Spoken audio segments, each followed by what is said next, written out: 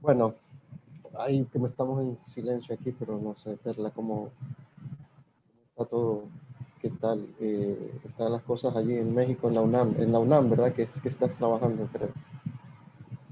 Sí, sí, yo estoy allá en la...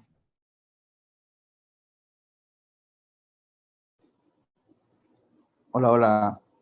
Vamos a iniciar ya en el en vivo. Eh, Buenos días a todos y a todas. Espero que se encuentren bien.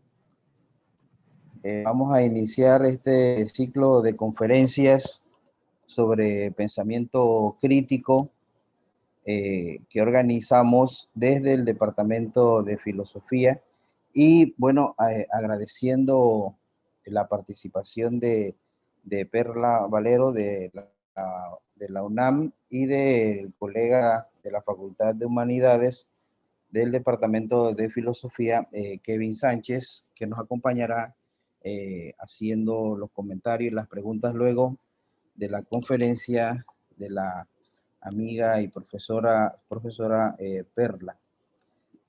Bueno, la conferencia tiene como título Crisis ecológica y capitaloceno y la enmarcamos dentro de este círculo de conferencias, de este ciclo de conferencias sobre pensamiento crítico.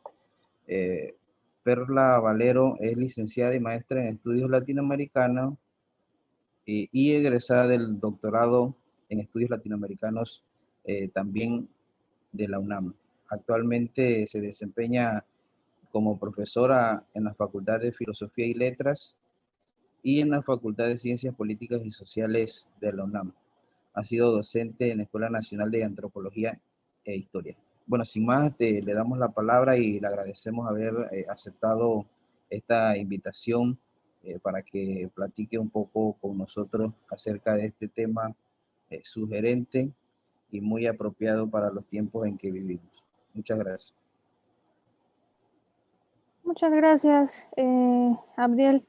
Buenos días, compañeras y compañeros que nos están acompañando. También un gusto estar acá con Abdiel y con Kevin. Y pues agradecerles de nuevo la invitación y también a todo el departamento em, de, de filosofía. Pues sí, como ya decía Abdiel, como parte de estas charlas, yo voy a hablarles un poco sobre este tema que se ha discutido, o bueno, ya en los últimos años bastante, pero que continúa fortaleciéndose, revisitándose, que es el tema de cómo poder caracterizar la crisis ambiental como parte de una crisis civilizatoria, que es un tema, la crisis civilizatoria, que va a aparecer en varias de estas charlas.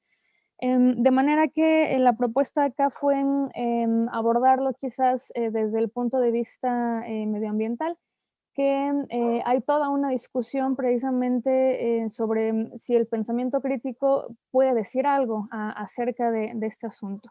Entonces, pues bueno, sin más, voy a ir comenzando.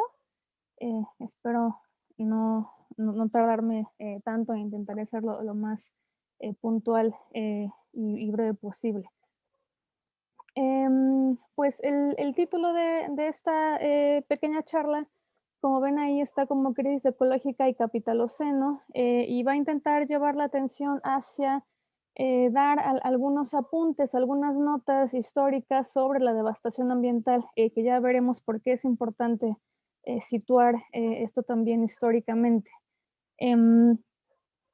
Habría que decir primero que cuando hablamos de este tema, pareciera ser que ya es aceptado en términos generales que hay pues ciertos síntomas, ¿no? Que nos estarían hablando de que algo está sucediendo ya bastante fuera de lugar, que nos anuncia una crisis medioambiental que ya es innegable.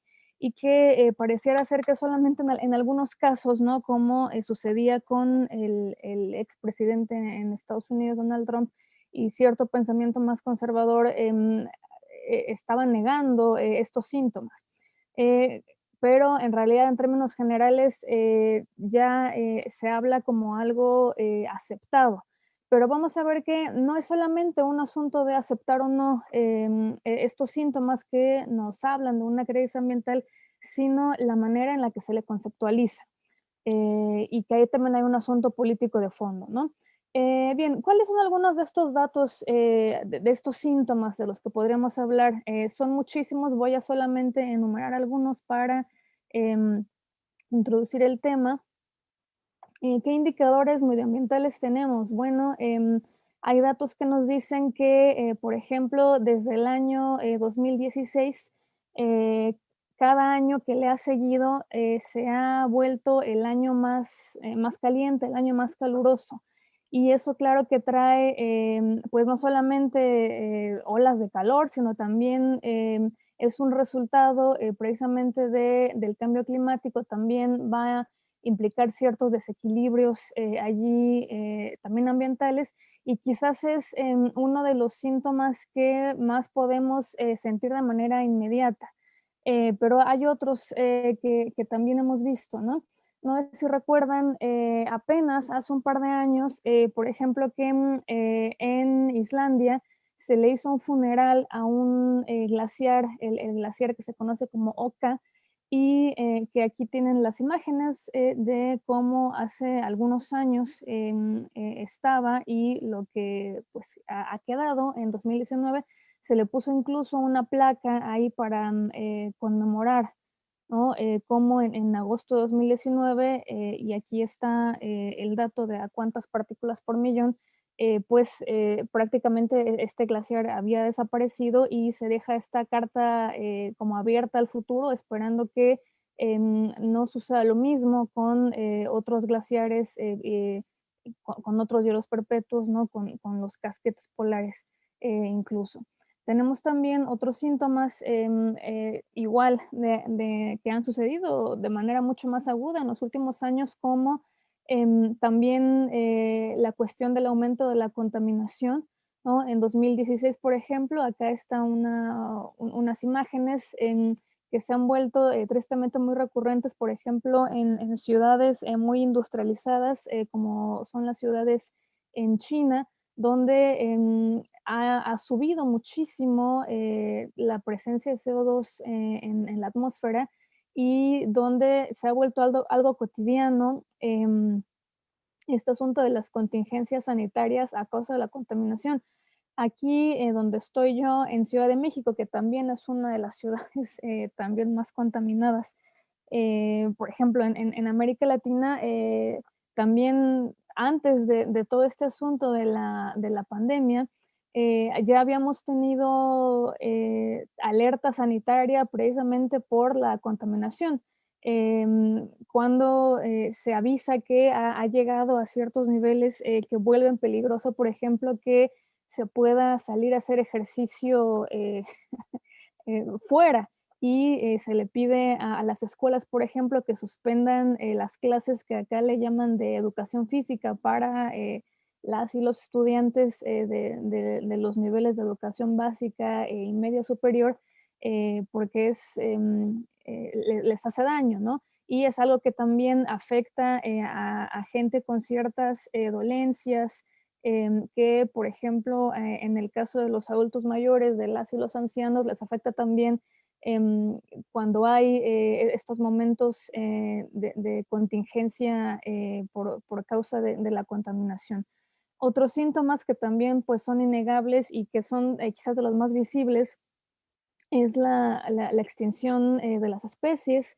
Hay quien habla incluso de que nos encontramos en un momento de una sexta extinción, y que es interesante este punto que saldrá más adelante, que es sí que son extinciones que ya no se están dando por causas naturales, o no solamente como ocurría en términos de la propia evolución de las especies, sino que ahora es con mucha claridad por causas humanas. Acá tienen un cuadrito ahí con algunas fotografías, algunas imágenes de, no todas, pero de algunas de las especies también más, quizás algunas muy emblemáticas, ¿no? Que están en riesgo, ¿no? Las mariposas monarcas, las ven acá abajo, ¿no? Que muy famosas aquí en México, el cóndor, ¿no? Hablando aquí hacia América del Sur, y otros más. ¿Qué otros indicios? Bueno, también, por ejemplo, algo de lo que se habla poco, pero sucede, que se han agudizado también en los últimos años las sequías. En el caso, por ejemplo, de California, en Estados Unidos, ¿no? California, que por sí misma, el estado de California está entre el top 10 de las economías globales, ¿no? Em, es una economía más grande que la de muchos países, por sí solo el estado de California. Y bueno, allí en este paraíso capitalista, como le van a llamar algunos autores, se han sufrido de sequías crónicas en los últimos años. Acá tienen igual algunas imágenes sobre algunos lagos en California, cómo estaban en 2011 y cómo para 2015 ya pues había quedado esto. Y implica que se tienen que hacer cortes de agua, racionalizar, etcétera, racionar, perdón, pero no para las empresas, sino para los habitantes de a pie. Porque se va a dar también este discurso del que vamos a hablar más adelante, de que todos estos síntomas de los que estamos hablando, que volverían innegable a hablar de una crisis ambiental, pues son una suerte de producto de la elección de los hábitos de consumo de las personas, borrando completamente toda la responsabilidad de las empresas y borrando entonces toda la parte que tiene que ver con la producción y situando este problema en la crisis ambiental como si fuera resultado meramente del consumo, que tiene que ver entonces con lo que se elige o no se elige en comprar y consumir en el mercado, y como un problema individual, ¿no?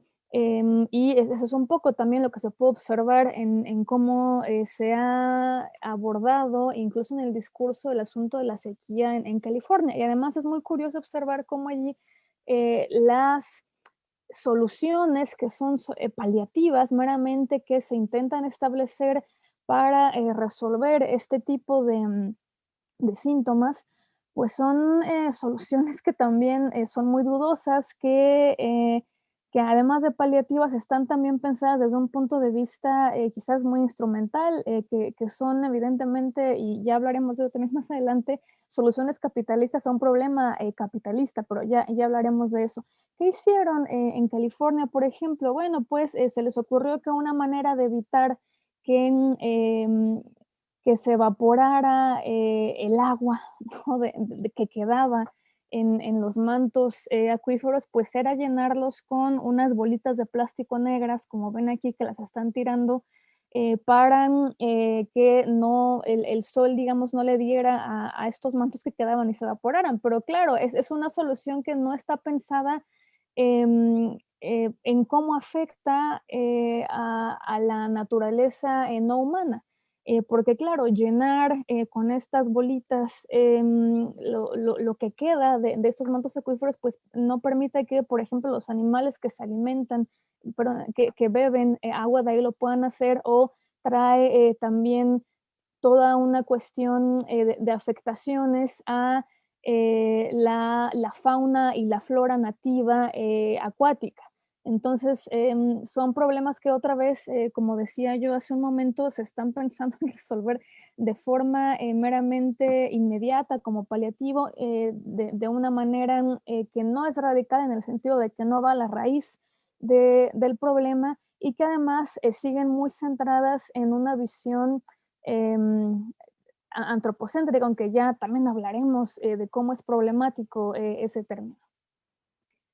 Y bueno, hay otros ejemplos más, ¿no? Como incendios que ocurrieron, por ejemplo, y que han continuado, ¿no? En toda América Latina. Fueron muy sonados los incendios en Chile. Hablaban por ahí de que se estaban quemando bosques neoliberales. ¿Por qué? Porque eran en realidad bosques artificiales, ¿no? Plantaciones prácticamente de pinos, por ejemplo, que habían sido un negocio en la dictadura de Pinochet, y que supuestamente con una intención ahí, digamos, verde, se habían, digamos, desmontado bosques naturales y se habían montado artificialmente plantaciones de pinos, monocultivos, que se ven muy bonitos, que el bosque sí, pero que en realidad eh, van a modificar también todos los ecosistemas, y van a establecer pues esto que son plantaciones modernas, ¿no? Y que van a incendiarse estos bosques en el 2017. Y no solamente eso, sino que también otros incendios que también fueron muy sonados, si recuerdan, en el año 2019-2020, en América del Sur, en toda la zona alrededor de la Amazonía, pero que no solamente se daban allí, sino que también los encontramos en parte de África del Sur, después también el año pasado en Australia, y que en realidad nunca se aclaró realmente. Y lo que parecían decirnos los datos es que estos incendios parecían ser incendios provocados que tenían como resultado poder liberar y preparar tierras de la selva de la Amazonía para poder establecer después ahí también plantaciones de monocultivos de soya, o también para establecer ahí tierras para la ganadería industrial.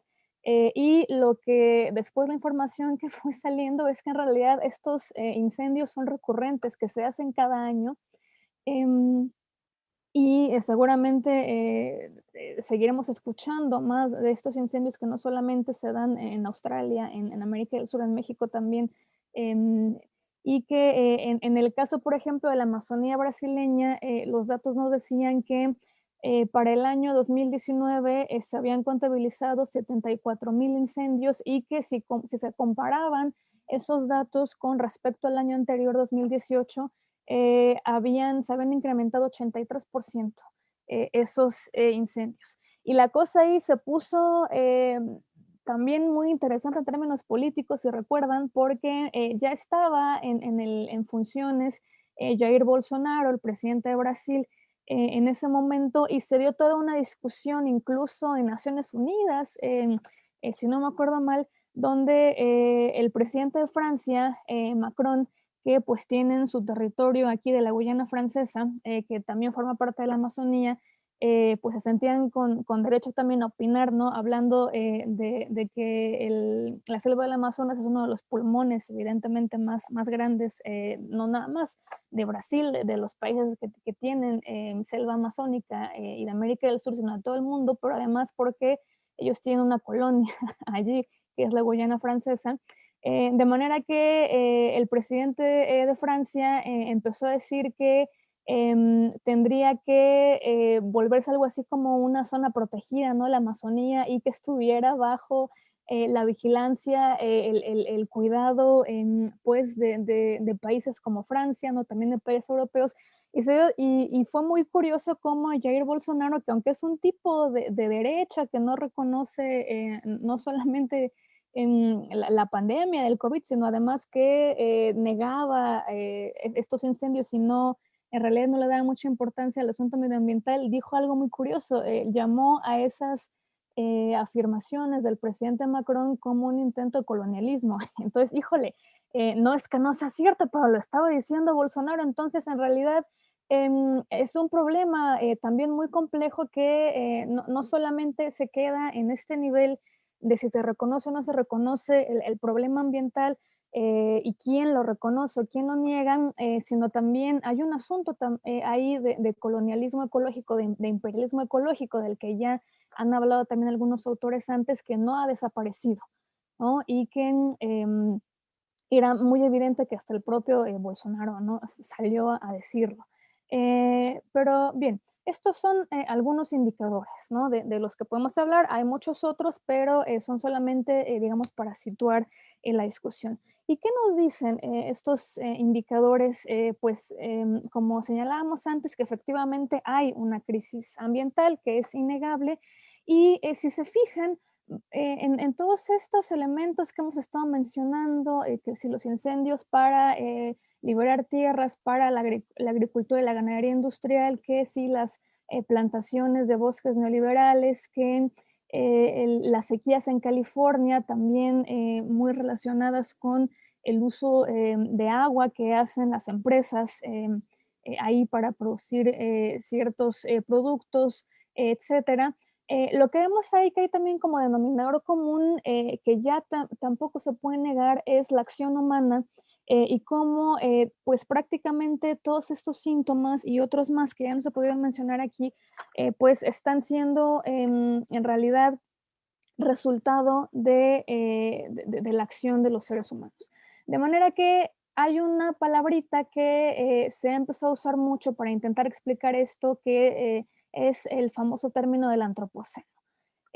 Y que en realidad lo que estaría diciendo el antropoceno, ¿no? Que viene de estas dos palabras griegas, antropos y kainos, ser humano y lo nuevo reciente, es hablarnos de una nueva época humana, donde los seres humanos nos hemos vuelto una suerte de fuerza geológica. Y lo que se ha observado, por ejemplo, es que a este término de antropoceno se le ha utilizado ya como un concepto geológico, ¿no? Que ya hablaremos de eso ahora, y también se ha abierto paso como un concepto cultural. ¿Por qué? Porque ya se lo utiliza de manera muy, pues cada vez más frecuente, fuera incluso de espacios, digamos, académicos, sino también en espacios ya de la opinión pública, en espacios también de la cultura. Hay por ahí hasta nombres de discos, ¿no? Ya, bueno, ya no son discos físicamente, ¿no? Pero de álbumes, hasta de cantantes, ¿no? Por ahí que tienen ese nombre. Entonces, ha ganado cada vez más lugar. Pero el asunto es que hay un montón de críticas que se le pueden hacer y que son necesarias hacer a este concepto antropoceno por cómo conceptualiza la crisis ambiental y cómo es que también oculta ciertas cuestiones. Principalmente podríamos hablar de esta crítica que aparece aquí en azul, que es que este término de antropoceno lo que hace finalmente, pues sí es poner o marcar, digamos, la distinción de que todos estos síntomas de los que ya estábamos hablando, que nos llevan a no poder ocultar esta crisis ambiental, no es una crisis que esté sucediendo por causas naturales y que también habrá que discutir en todo caso ese concepto de qué sería lo natural, sino que son resultado de la acción humana. ¿Pero de cuál acción humana? Porque el concepto de antropoceno lo que deja un poco sobre la mesa es que cada uno de las y los seres humanos somos responsables, digamos, en términos generales, como responsables genéricos y no se hacen las diferencias. Y ciertamente se ha vuelto una postura liberal, como se señala aquí, que expresa ese analfabetismo político en el sentido de que no se mete a observar cómo es que no todas las y los seres humanos somos iguales, no tiene una mirada, digamos, en términos de clase, y no solamente de clase, como han observado los datos, de que quienes más abonan a esta, digamos, crisis medioambiental, pues son las clases más altas que consumen y contaminan más que las clases menos favorecidas, y que esta misma estructura de clases se repite en términos, digamos, de una estructura geopolítica donde curiosamente los países del capitalismo central o más desarrollados, como se les llama, aunque son los que se han puesto en las vías de ir hacia las energías limpias, hacia capitalismos verdes, sustentables, aún así son los que contaminan más en comparación con los países, digamos, que ahora eufemísticamente se les llama de los sures globales, o lo que antiguamente se le denominaba el tercer mundo o los países en vías de desarrollo, que aunque no estamos en las vías de las energías verdes, de la sustentabilidad, en realidad aún así contaminan menos. Y parece ser que es una paradoja, pero en realidad no es así. Y además, otro asunto es que, como ya decía yo hace un momento, se sigue colocando el centro de la discusión solamente en términos del consumo, y de poner como responsables ya sea a los países pensados también como individuos en cómo consumen, pero también a las y los individuos como las personas, llámense hombres, mujeres, o intersexual, como queramos verlo, y observando cuáles son sus hábitos, de que si te bañas demasiado, de que si usas mucha agua, que si no apagas la luz en la noche, que si usas pajillas o no usas pajillas, etcétera, cuando en realidad no es un asunto solamente de consumo, sino de cómo es que esta sociedad también produce y cómo es que la manera en la que producimos determina también la forma en la que consumimos. Y cuando nos vamos a ver el asunto de la producción, pues ahí en realidad esta fuerza que se ha vuelto, o sea, no son los humanos en general, sino esta fuerza geológica, pues parece ser que se han vuelto las empresas privadas. Pero bueno, es un punto que espero me dé tiempo de problematizar más adelante. Este término de antropoceno, si bien, como decía yo ahora, ha ganado fuerza en los últimos años y se reconoce haber sido, digamos, acuñado por un químico atmosférico, premio Nobel, Paul Crutzen, en 2002, que va a hablar del antropoceno como una nueva era geológica y ofreciendo, digamos, evidencias em, geológicas, no estos datos que yo les di al principio, sino otras evidencias un poco más, más aterrizadas en términos un poco más científicos. Si bien se le reconoce a Crutzen haberlo acuñado, en realidad es muy curioso que si revisamos la historia del capitalismo, sobre todo en el siglo XX y en el propio siglo XIX, cuando ya se hacía sentir esta crisis ambiental, pero no de la manera tan aguda y tan trágica como ha sucedido en el siglo XXI, es muy curioso observar que ya allí aparecían ciertas reflexiones que de alguna manera anunciaban el término. Por ejemplo, Anthony Staponi en 1873, ¿no? Nos hablaba ya del antropozoico, también como una idea ahí de una suerte de era geológica. Después en el siglo XX otros autores, Pavlov en 1913 era antropogénica, Andrew Revkin en 92, bueno, ya muy a finales del siglo XX, antroceno, y Samwise homogenoceno en 99. Acá son algunos, pero encontramos a principios del siglo XX, en el XIX, otros autores que yo ya no puse acá, que ya estarían de alguna manera poniendo esta idea sobre la mesa, de que estamos en un nuevo tiempo geológico donde los cambios, como ya decíamos antes, ya no son solamente por causas naturales. Y esto nos lleva a hablar de algo interesante que es la periodización y que no es nada más poder decir cuándo inicia esto, sino cuando inicie este famoso antropoceno, va a poner sobre la mesa también varias cuestiones interesantes que a ver si me da tiempo de señalar. Bueno, hay varias dataciones, hay toda una discusión para empezar sobre el propio antropoceno, de cómo definirlo y también de cuándo datarlo. Y acá es interesante la idea porque datarlo significa de cuál sociedad históricamente de las que han existido sobre la faz de la Tierra sería de alguna manera la culpable, ¿no? Entonces, no hay un consenso como tal.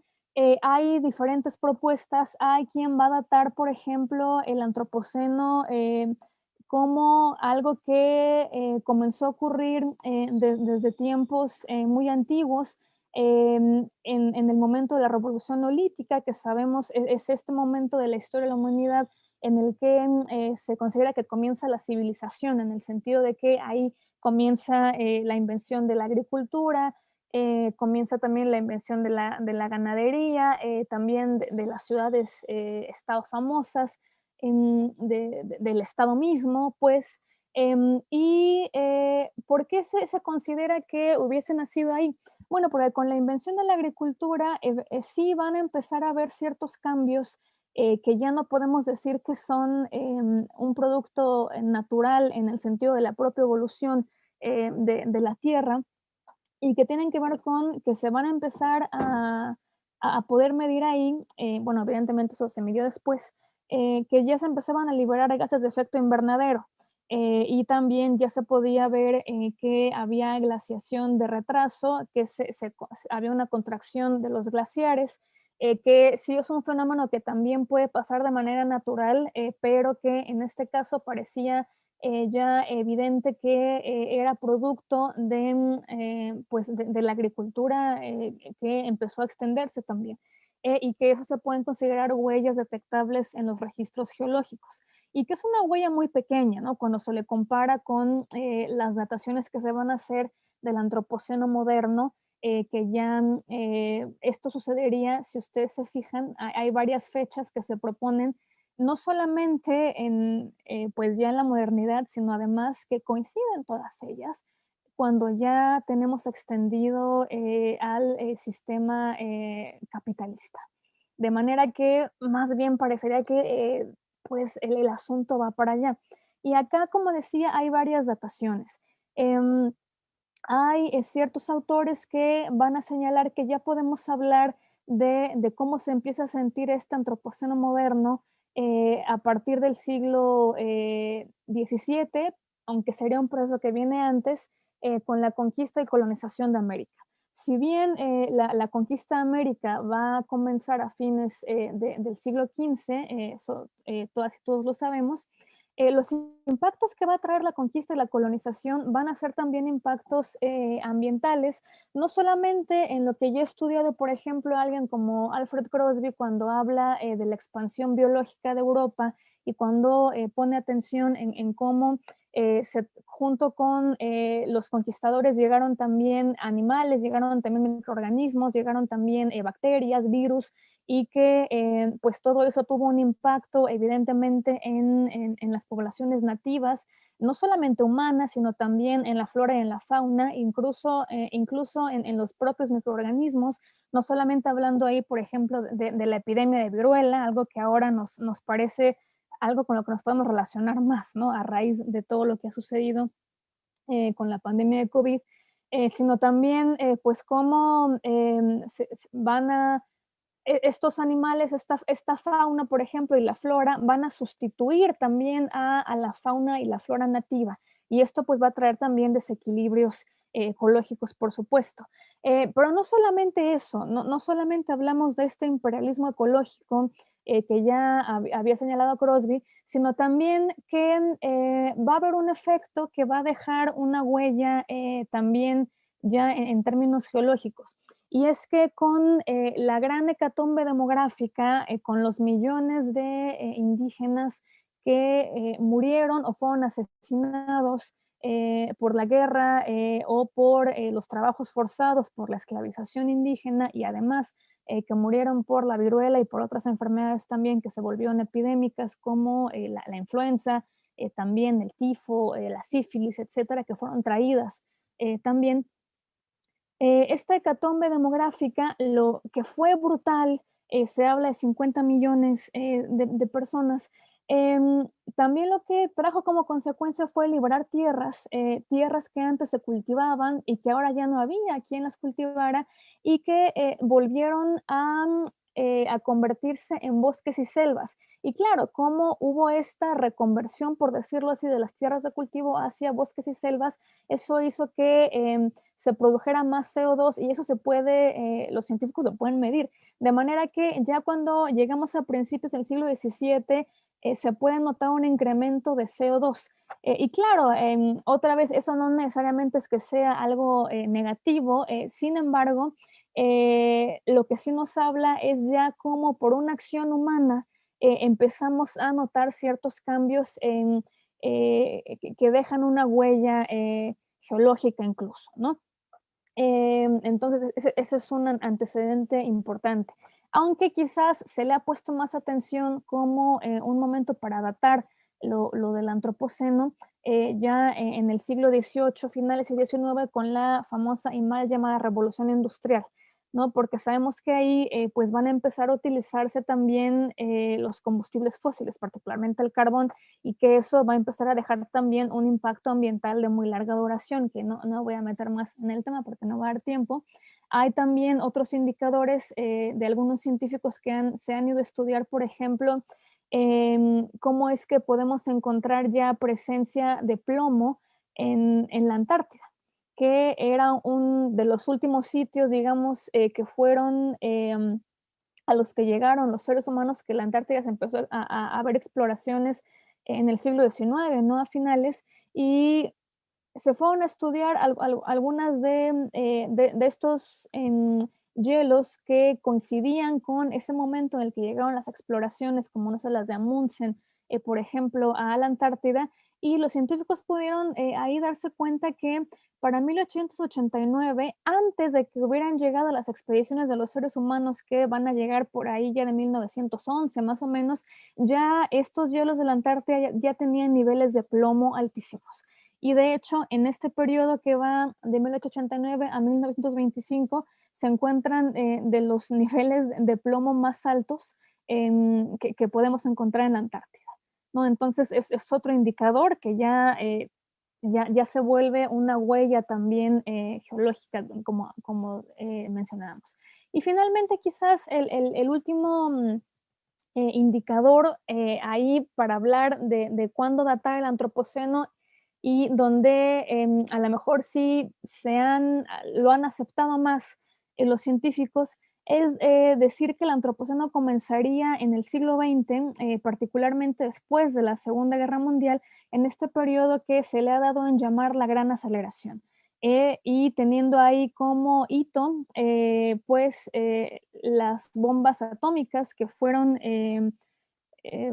tiradas en Japón, porque liberaron isótopos radiactivos de los que todavía se encuentran en el ambiente, y además con lo que sucedió después con la hegemonía de Estados Unidos, una hegemonía cultural además, y además económica, no solamente en términos comerciales, sino de imponer una forma de producir. Eso va a llevar a una nueva sociedad de consumo de masas, lo que algunos autores le han llamado esto americanización de la modernidad, y que pues nos habla ahí de otros indicadores también, como por ejemplo ya la gran producción, no solamente de combustibles fósiles, sino también, por ejemplo, de plástico, ¿no? Y que eso va a dejar evidencias como, por ejemplo, que ya tenemos en lugares como Hawái rocas plastigomeradas, ya rocas que literalmente están dejando una huella geológica, que son rocas que ya son de parte de plástico. No hablemos solamente de la famosa isla de plástico del Pacífico, sino también ya estos se van a volver parte de los propios sedimentos. Y bien, ¿qué es lo que podemos mencionar?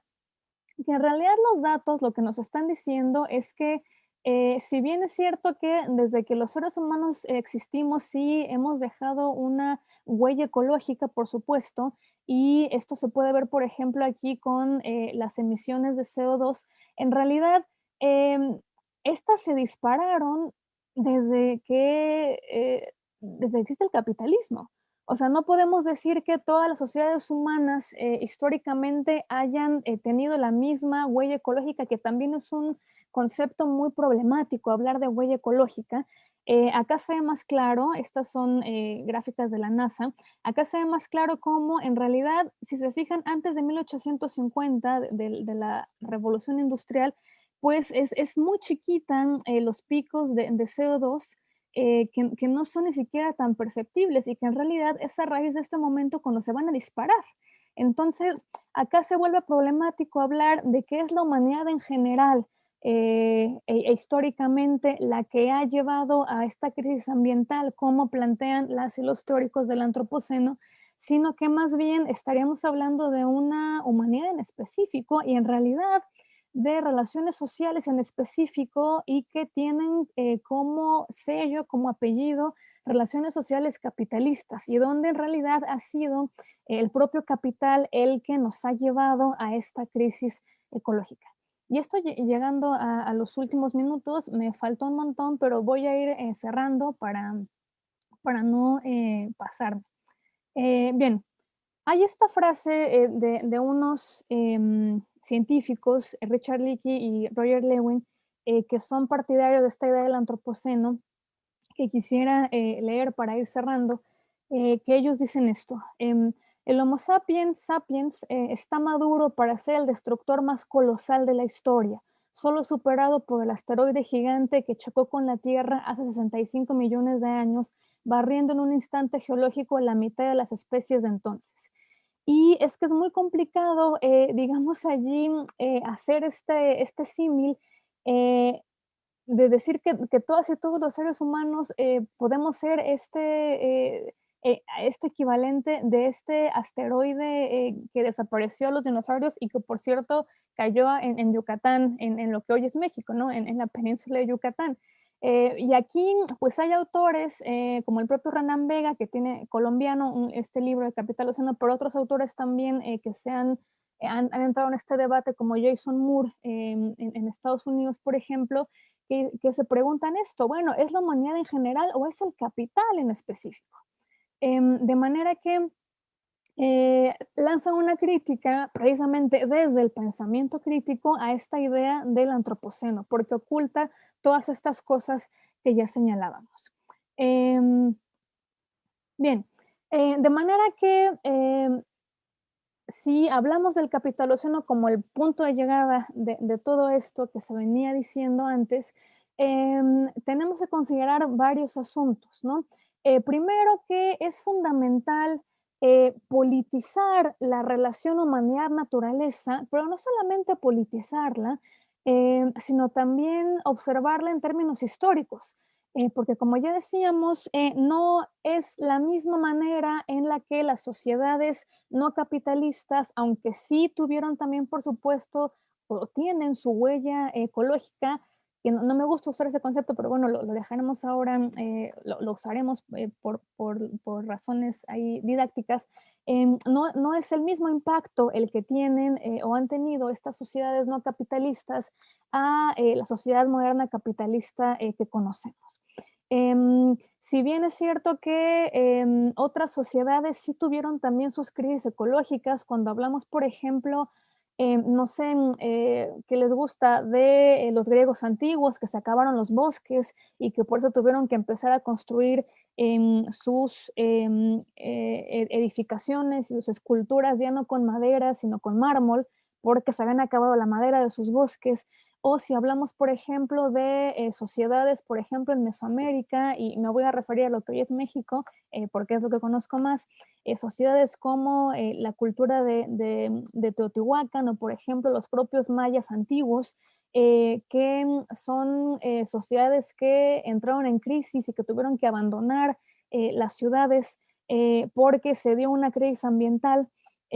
Bueno, si observamos, por ejemplo, esos casos, nos daríamos cuenta que esas crisis ambientales que sí afectaron a estas sociedades no capitalistas y de manera diferenciada, no se volvieron una crisis general civilizatoria que, digamos, se mundializara, así como el capitalismo lo mundializa todo.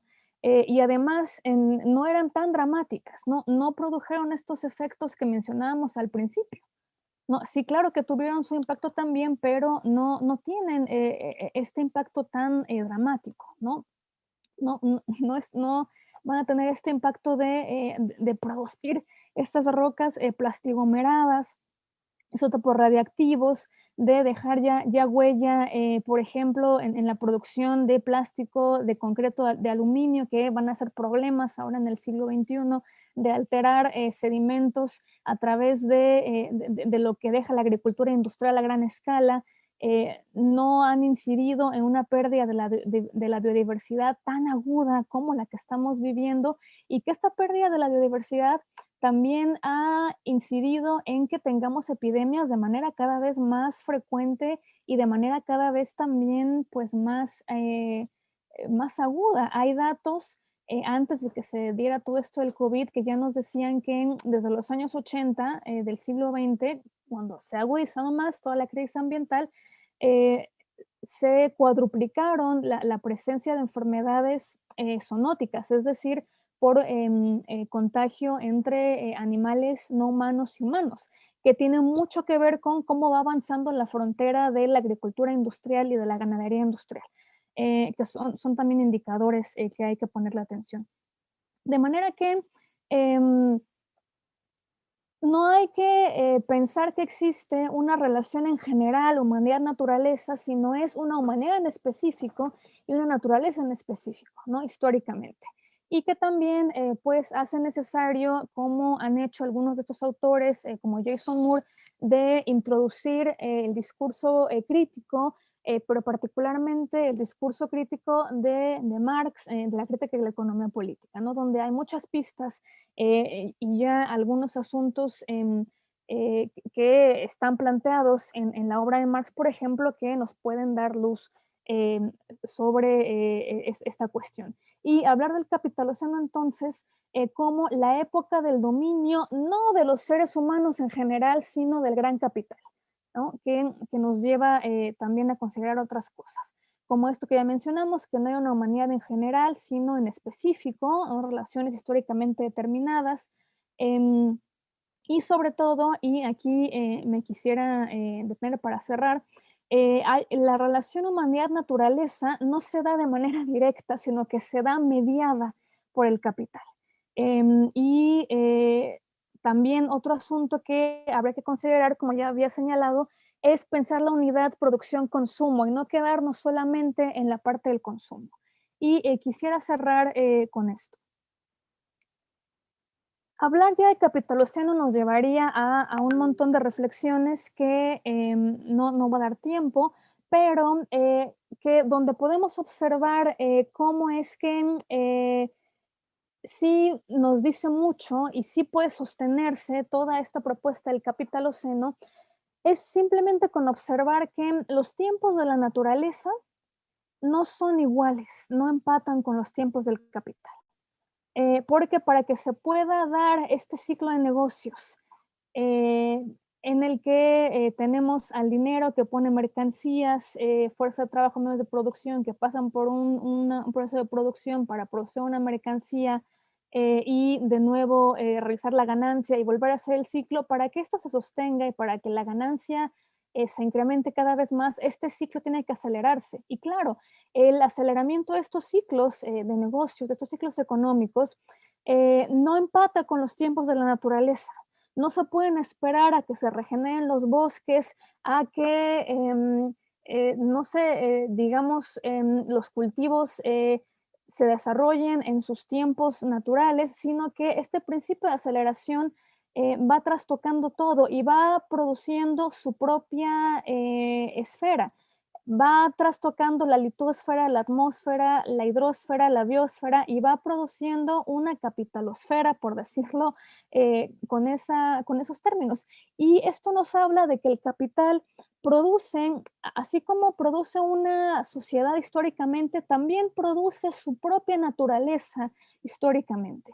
Y ahí hablaríamos pues de que el capitalismo produce su propia revolución ambiental donde tiene las plantaciones, tiene la metalurgia a gran escala, donde produce sus propios ecocidios y donde, ahora sí para cerrar, me gustaría aquí mencionar rápidamente 3 casos que son históricos y ya producto de los propios negocios del capitalismo histórico y que modificaron también pues los propios ecosistemas y digamos en nombre de este ciclo de negocios y en nombre de la ganancia. Y cuando hablamos, por ejemplo, del comercio de pieles, ¿no? De cómo lo que sucedió ahí fue un ecocidio de especies que también se relaciona mucho con los capitales que van a estar operando, por ejemplo, en América del Norte y que van a relacionarse mucho con la destrucción de los pueblos nativos indígenas, por ejemplo, en lo que hoy es Estados Unidos. Y que ahí lo que está operando son estos capitales que tenían como negocio el comercio de pieles, por ejemplo, o cuando hablamos de la matanza de bisontes, también en América, en este caso también en el norte, en lo que hoy es Estados Unidos, otra vez como una industria ya también capitalista, o cuando hablamos, por ejemplo, de la casa comercial de cetáceos, ¿no? De ballenas, que también son industrias capitalistas que producen ecocidios y que son a lo mejor los casos que se pueden ver como más paradigmáticos cuando hablamos de ecocidio de algunas especies, pero que en realidad lo que es muy preocupante es observar, como ya decía yo, que el capitalismo produce su propia naturaleza eh, y, eh, y una naturaleza que también la subsume y la produce a su propia imagen y semejanza y que la va trastocando y que además la va agotando. Y que la naturaleza en ese sentido se presenta finita respecto de la acumulación del capital que se antoja infinita. De manera que esa contradicción está en el centro mismo de lo que implican el modo de producción capitalista. Y bueno, no quiero robar más el tiempo, entonces lo voy a dejar aquí y muchas gracias por el tiempo. Hola, gracias Perla por este esfuerzo que has hecho de sintetizar estos grandes temas que has abordado brillantemente en casi 50 minutos de forma magistral. Sin duda, uno de los objetivos principales de estas conferencias es fomentar el pensamiento crítico, y eso pasa por pensar los temas que la realidad nos impone. Y esto es un tema que la realidad nos impone, pero que pasa desapercibido porque muchas veces se instrumentaliza. Entonces, hemos visto que estas soluciones capitalistas realmente no son ninguna solución, sino que son parte del problema. Y mientras hablabas, bueno, por supuesto que se nos vienen a la mente autores como Renan Vega, que es fundamental en esto. Ya desde hace algunos años él nos estaba advirtiendo sobre la crisis civilizatoria, un poco antes, y en ese sentido es un autor fundamental. También estoy pensando un poco en Hartmut Rosa, que es un libro que se llama Alienación y Aceleración, que creo que se tradujo en el Sage y salió publicado en editorial Katz, porque al final señalaba la cuestión de la aceleración, pues que hay que prestarle atención al tema de la aceleración, y Hartmut Rosa se reivindica como un heredero de la teoría crítica, y es crítico hasta en cierto sentido a Habermas. Entonces, bueno, son un conjunto de temas que, como tú lo has tratado, nos invitan a que tenemos que ir a la raíz del problema.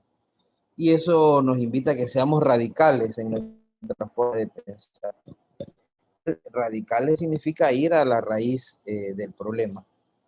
Entonces, otra cuestión que es muy, muy sugerente es lo referente a las metodologías muy dominantes en nuestras universidades, y que es que, bueno, se hacen, todos los estudios que se hacen son de corta duración o cortoplacismo. Es decir, bueno, cuando uno está estudiando en la licenciatura, incluso en la maestría, le dicen a uno, bueno, estudie, delimite el problema. Entonces uno tiene que estudiar desde el 2010 al 2020 qué pasó. Entonces, esas metodologías nos limitan mucho a la hora de estudiar los fenómenos y problemas de larga duración. Eso es lo que yo tendría que comentar a tu sugerente exposición. Y bueno, te quería preguntar un poco sobre, o mejor dicho, incentivarte a que desarrolles un poco más el tema de cómo politizar la relación naturaleza-humanidad, que eso creo que es un tema importante y que creo que sería muy enriquecedor que desarrollaras un poco más. Sé que lo mencionaste, pero para que desarrollaras más el tema en qué consiste politizar esa relación. Bueno, le doy la palabra un poco al compañero Kevin Sánchez, profesor del Departamento de Antropología, para que también haga sus respectivos comentarios y preguntas si es el caso. Muchas gracias nuevamente, Pedro. Bueno, muchísimas gracias al colega Abdiel también agradezco mucho a Perla por esta magistral exposición sobre esta discusión del capitaloceno y la crisis ecológica global de la que se ha estado hablando ya por hace mucho tiempo, digamos desde el siglo XX, de la década de 1980 y 90 ya, como que eso fue cobrando mucho más fuerza a nivel global, y los organismos internacionales y especialmente pues los países que se adherían a esos organismos internacionales han llamado la atención sobre este tema. Sin embargo, a mí me ha gustado, me gusta mucho la manera como lo presenta Perla, porque creo que no, aunque hubo esa preocupación, como muy bien lo dice Abdiel, o sea, no se iba a la raíz. Es decir, todavía se seguía apostando por el incremento de la producción, pensar que es el incremento de la producción desde el capital de los países lo que generalmente iba a terminar resolviendo los problemas que se tenían, todos estos problemas que se mencionaban al mismo tiempo ecológicos, que tenían que ver con problemas de distribución, de desigualdad, de pobreza. Se pensó por mucho tiempo que tenían que ver especialmente con un asunto de incrementar, como bien dice, la producción, el capital, y eso podría solventar todas esas carencias que había. Es decir, que el asunto conllevaba mantener un proceso de modernización de los estados, de la producción, de la industrialización. Bueno, esto lo digo así como muy general, pero creo que lo que muestra y nos demuestra en este caso Perla es que toda esa discusión que da luego en llegar a denominar este tiempo geológico el capitaloceno, el antropoceno, finalmente pues termina por desconocer que si hay algo que ha estado como contribuyendo muchísimo a este proceso de destrucción ambiental, ¿no?, de deterioro ecológico global, está sumamente asociado a el modo de producción en el que hemos estado viviendo desde hace mucho tiempo, con todas sus transformaciones, en su nueva vertiente neoliberal, que es de las cosas que advierte, por ejemplo, este autor que ustedes mencionan, Renan Vega Cantor,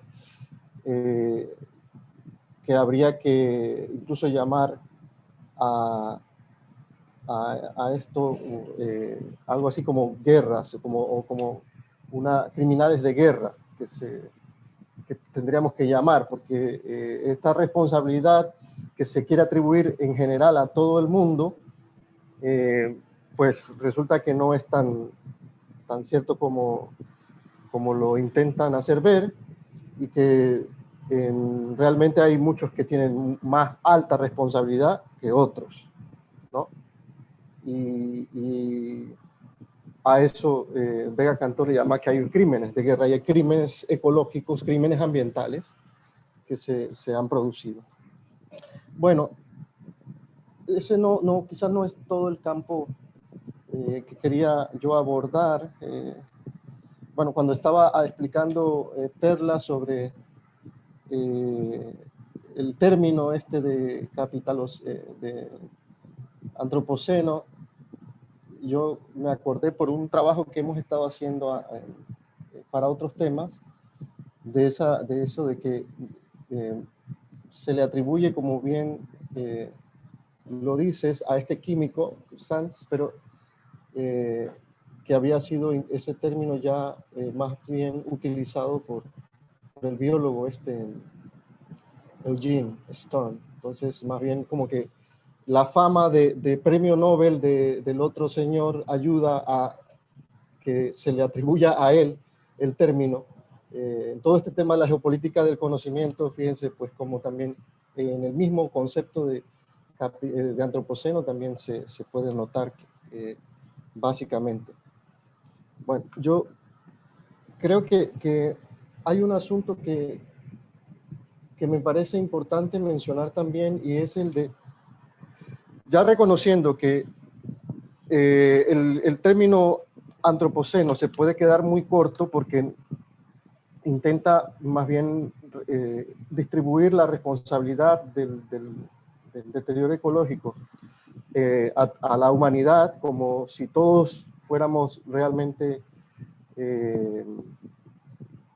responsables, y como dice Jason Moore, o sea, es una historia muy fácil. O sea, decir esto es como contar una historia muy fácil porque, como lo señala Perla, no, políticamente uno tiene que reconocer cómo cada quien dentro de sus condiciones de clases actúa y cuáles son nuestras capacidades y posibilidades en términos de consumo y producción.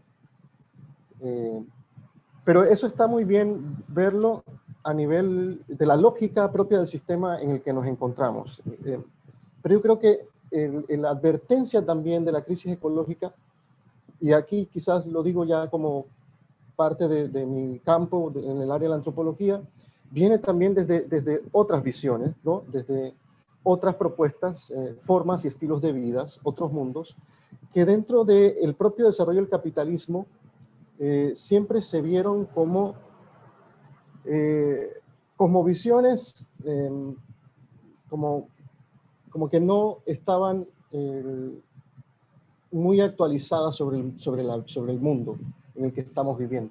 Es decir, se inferiorizaban conocimientos, prácticas, ¿no? Estilos de vida, y eso es parte también del capitalismo, que es otra faceta, pero que está interconectada. Muy bien lo dice Abdiel. Que el capitalismo, por ejemplo, para poder desarrollarse, tenga que no solamente destruir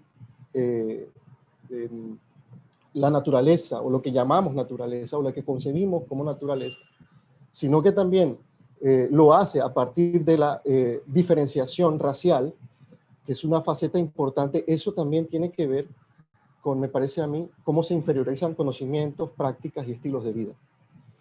Y por muchísimo tiempo, a nivel global, los pueblos y culturas que uno llama indígenas, originarios, o bueno, que tienen otra visión sobre el mundo, creo que han hecho estas advertencias a partir de sus propias formas de concebir el mundo. Por ejemplo, el tema de llamarle a la tierra, a ver cómo por ejemplo, se le concibe a la tierra o a los bosques o a los animales dentro de nuestra lógica de pensamiento capitalista como muchas veces recursos, como algo externo, es decir, una exterioridad a lo humano, es decir, no se concibe como algo que puede ser parte nuestra o que nos puede dar origen de vida, sino que es exterior a nosotros. Se le construye también como si no tuviera la posibilidad de incluso enseñar o producir conocimiento. Y ese tipo de aspectos creo que han sido inferiorizados y no se ha podido reconocer que esas advertencias de la crisis ecológica también provienen de estos pueblos y culturas. Me recuerda, por ejemplo, un trabajo de un antropólogo chileno, que él decía, bueno, que hay como una emergencia también de lo indígena. Quizás en 1950 estaba muy polarizada la discusión sobre izquierda-derecha, sobre quienes formaban parte de los aliados o quienes eran, que estaba muy, y todo lo que se constituyera en un reclamo sobre al modelo económico, pues se le veía como parte del apoyo a la izquierda. Y yo creo que en este caso los pueblos indígenas realmente estaban diciendo algo diferente, y las comunidades indígenas estaban diciendo algo. No se trata de eso, se trata más bien de la lógica que acompaña la visión sobre la naturaleza, sobre el planeta. Y hasta que yo creo que ahí ya hemos comprendido que tanto, por ejemplo, desde países progresistas o países capitalistas, la misma lógica se mantenía para el tema del incremento de la producción. Y los pueblos indígenas mencionaban esto, ¿no? Que no se trata de eso, que hay que tener una lógica y una visión diferente sobre la vida y sobre las cosas. Y esos ejemplos existen, son concretos. Hoy, y voy a darme aquí una promoción, hoy en la noche voy a hablar sobre lugares sagrados en el territorio Bribri de Panamá. Y me parece que es un buen ejemplo de esto que estoy mencionando, de la relación que dentro de la cosmovisión Bribri existe sobre el entorno, sobre los animales, y que representan, sobre esos lugares, sobre esos espacios. Entonces creo que ahí hay buenos ejemplos de que la posibilidad de poner un freno a todo esto que crisis ecológica también tiene que ver con tener un cambio en nuestras propias lógicas de pensamiento, nuestra manera de cómo percibimos eso que llamamos naturaleza y cultura. Bueno, disculpen que me haya extendido quizás un poco más, pero por ahí va probablemente mi observación para Perla, que pueda mencionar esas alternativas que existen. Hay un libro de varios editores, por ejemplo, de Arturo Escobar y Federica de María, que justamente lo que presenta es estas alternativas posibles, que son muchas, que es este tema de la crisis ecológica y del antropoceno. Siempre se ha construido como muy lineal la idea de cómo se ha ido, cómo ha atravesado todo. Y lo que busca este libro del pluriverso, del que hablo, que es un diccionario del postdesarrollo, es pensar que no se trata de una sola línea, de que hay muchas alternativas posibles. Porque la lógica del capital más bien ha pensado como una sola alternativa posible, una sola idea del desarrollo, que le han agregado ahora el tema de sostenible.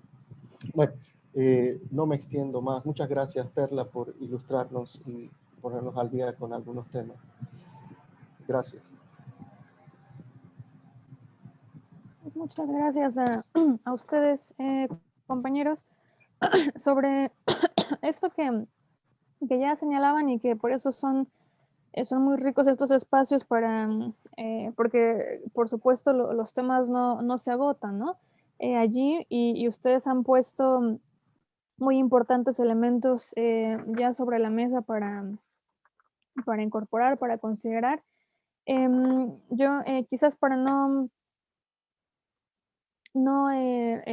tomar mucho tiempo, voy a ser muy puntual para seguir reflexionando sobre algunos temas que ustedes ya señalaban.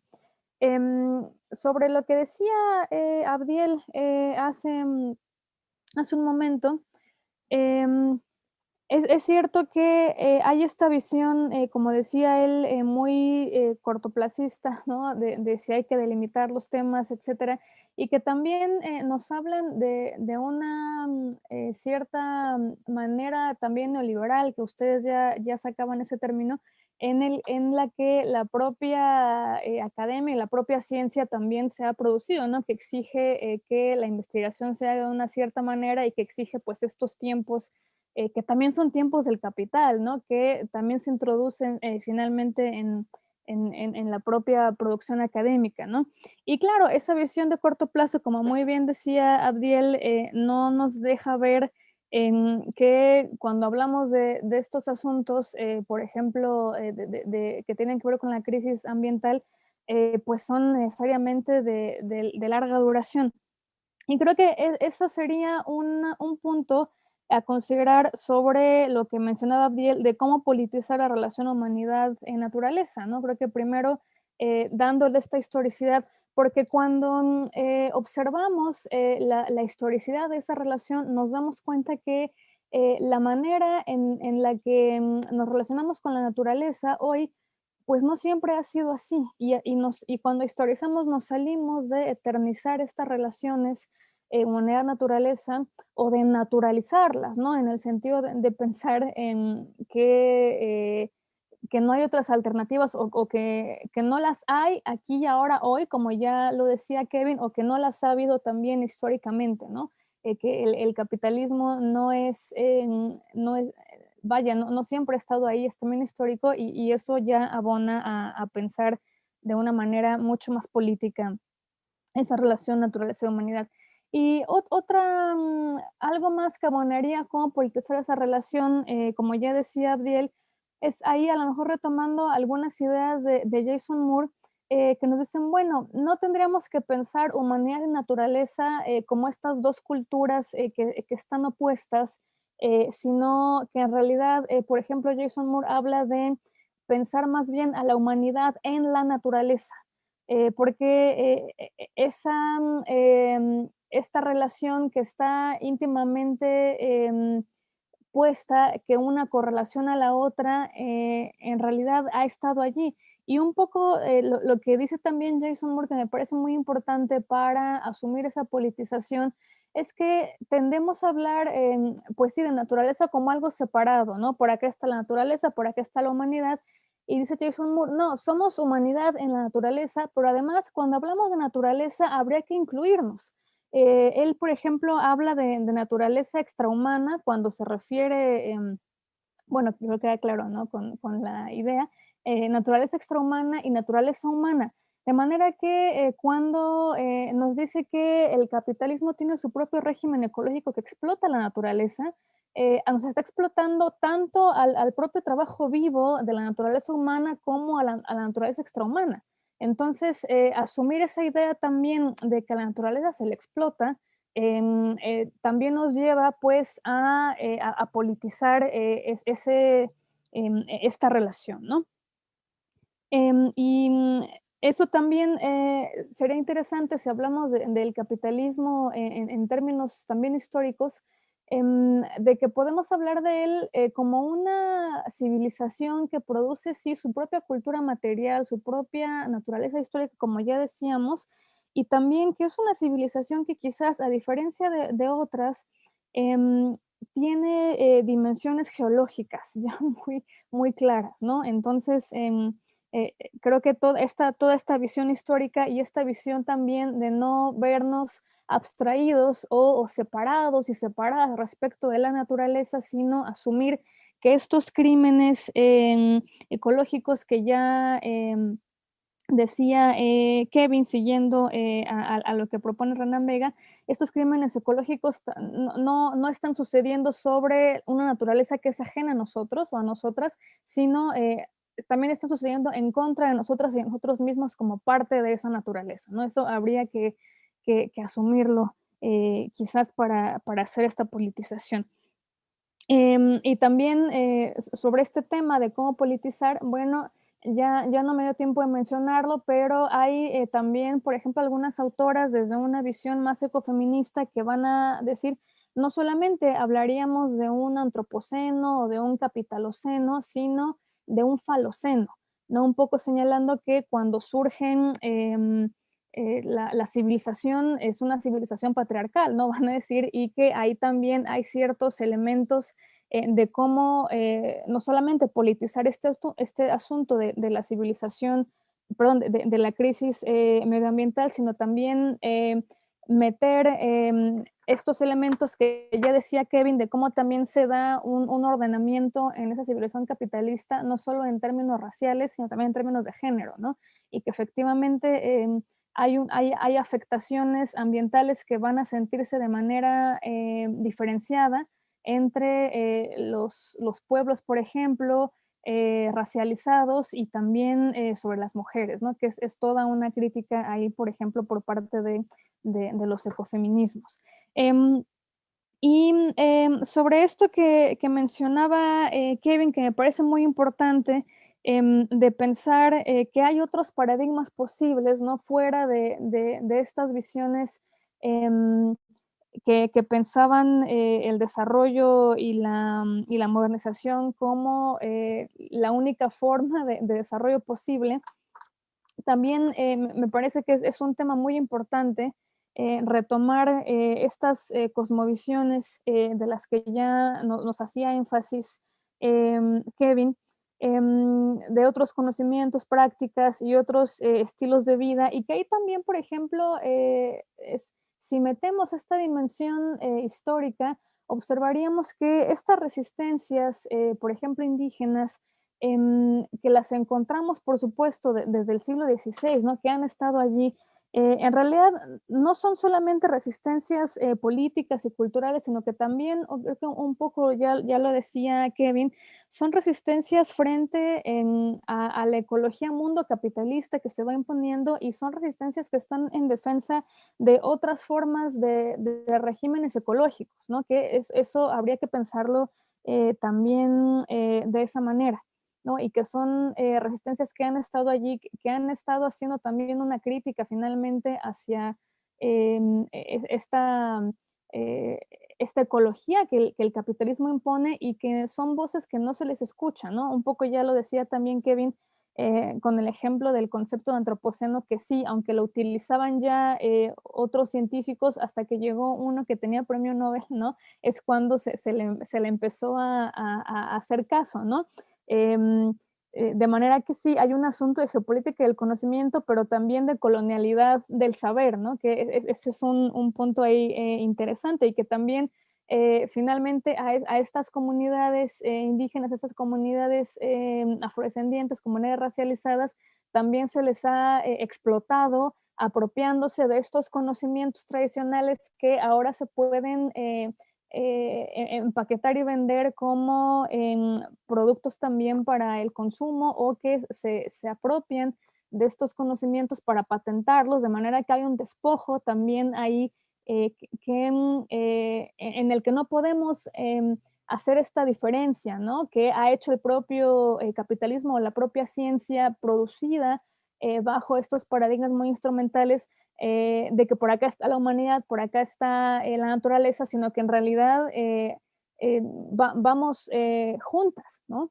De manera que ese despojo, esa explotación que se hace sobre estas comunidades, es un despojo que se hace sobre la propia naturaleza humana y la naturaleza extrahumana, ¿no? Que no están separadas.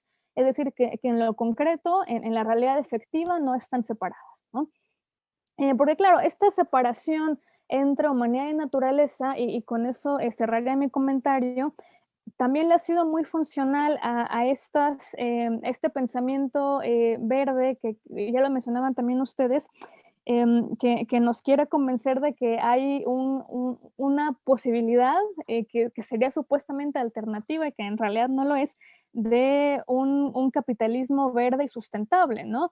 Y que una forma precisamente de apuntalarlo es hacer esta separación, ¿no? Y decir, es que son los seres humanos los que contaminan, los que dañan a la naturaleza, de manera que la solución es separarlos, ¿no? Hagamos zonas protegidas donde las comunidades no puedan entrar, porque los seres humanos son los culpables, como las comunidades, y que no entren, y se hacen estos apartheids naturales, ¿no? De separar la relación sujeto-objeto, digamos, por mencionarlo de alguna manera, cuando en términos efectivos, pues esa relación no está separada, ¿no? Sino que al contrario, hay varios indicios ahí, no sé, de cómo las propias comunidades también han abonado a la propia conservación, no solamente conservación, sino pues a los propios ciclos, digamos, naturales, que hay una relación ahí mucho más íntima,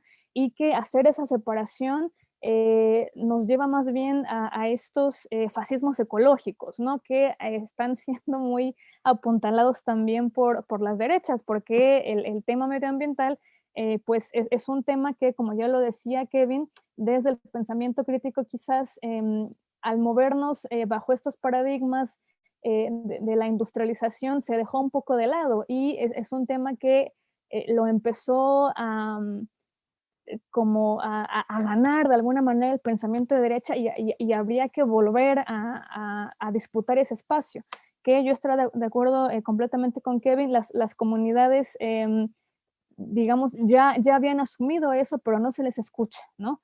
Pero bueno, son muchos temas que dan para más, y les agradezco mucho a a los compañeros los comentarios y la rica reflexión que va a salir de aquí.